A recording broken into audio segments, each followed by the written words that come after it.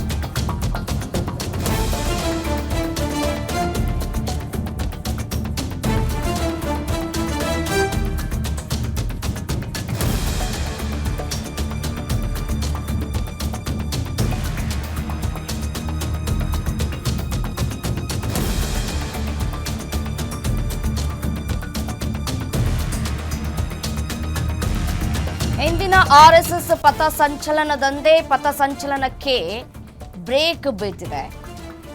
Bhim army ಅರ್ಜಿಯನ್ನ ಸಲ್ಲಿಕೆ ಮಾಡಿತ್ತು. ಎರಡೂ ಸಂಘಟನೆಗಳಿಗೆ ಅನುಮತಿಯನ್ನ ನಿರಾಕರಿಸಿದಂತಹ ಚಿತ್ತಾಪುರ ತಹಶೀಲ್ದಾರ್ ಇನ್ನೊಂದು ದಿನ ಅವಕಾಶವನ್ನ ಕೇಳಿದ ಆರ್ಎಸ್ಎಸ್ ಪರ ವಕೀಲರು ನವೆಂಬರ್ 2ರಂದು ಚಿತ್ತಾಪುರದಲ್ಲಿ ಆರ್ಎಸ್ಎಸ್ ಪಥಸಂಚಲನಕ್ಕೆ ಹೈಕೋರ್ಟ್ ಅನುಮತಿಯನ್ನ ಕೊಟ್ಟಿದೆ. ಎರಡೂ ಸಂಘಟನೆಗಳಿಗೆ ಬೇರೆ ಬೇರೆ ದಿನ ಅವಕಾಶವನ್ನ ನೀಡೋದಕ್ಕೆ ಹೈಕೋರ್ಟ್ ಸೂಚನೆಯನ್ನ ಕೊಟ್ಟಿದೆ. ಆರ್ಎಸ್ಎಸ್ ಸಂಘಟನೆ ಪರವಾಗಿ ವಕೀಲ ಅರುಣ್ ಶ್ಯಾಮ್ ವಾದವನ್ನ ಮಾಡಿದ್ರು. ಸರ್ಕಾರದ ಪರ advocate general K Shashikiran Shetty ವಾದವನ್ನ ಮಾಡಿದ್ರು.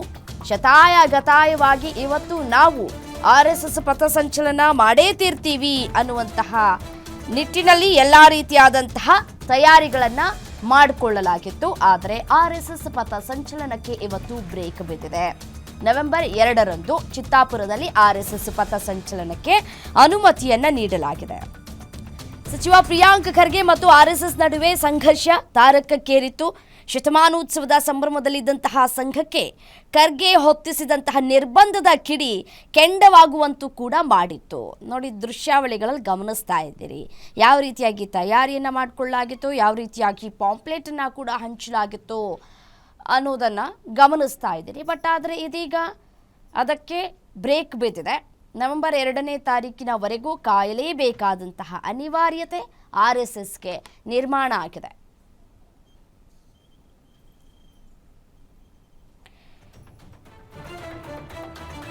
ನೋಡಿ, ಆರ್ಎಸ್ಎಸ್ ವಿರುದ್ಧ ಸಮರ ಸಾರಿರುವಂತಹ ಸಚಿವ ಪ್ರಿಯಾಂಕ್ ಖರ್ಗೆಗೆ ಒಂದು ಕಡೆ ಗೆಲುವು ಅಂತ ಹೇಳಿದ್ರು ಕೂಡ ತಪ್ಪಾಗ್ಲಿಕ್ಕಿಲ್ಲ. ಯಾಕೆಂತಂದರೆ ಅವರು ನಿಯಮವನ್ನು ಪಾಲನೆ ಮಾಡಿ ಅಂತ ಕೂಡ ಹೇಳಲಾಗ್ತಾ ಇತ್ತು. ಎಲ್ಲೇ ಯಾವುದೇ ರೀತಿಯಾದಂತಹ ಕಾರ್ಯಕ್ರಮಗಳನ್ನು ಮಾಡಬೇಕು ಅಂತಂದರೆ ಸರ್ಕಾರದ ಬಳಿ ಅನುಮತಿಯನ್ನು ಪಡೆದುಕೊಳ್ಬೇಕು. ಅದು ಕೂಡ ಸರ್ಕಾರಿ ಜಾಗದಲ್ಲಿ ನೀವು ಈ ರೀತಿಯಾಗಿ ಪಥಸಂಚಲನವನ್ನು ಮಾಡಬೇಕು ಅಥವಾ ಮಗದೊಂದು ಮಾಡಬೇಕು ಅಂತಂದರೆ ಅನುಮತಿಯನ್ನು ಪಡೆದುಕೊಳ್ಬೇಕಾಗತ್ತೆ.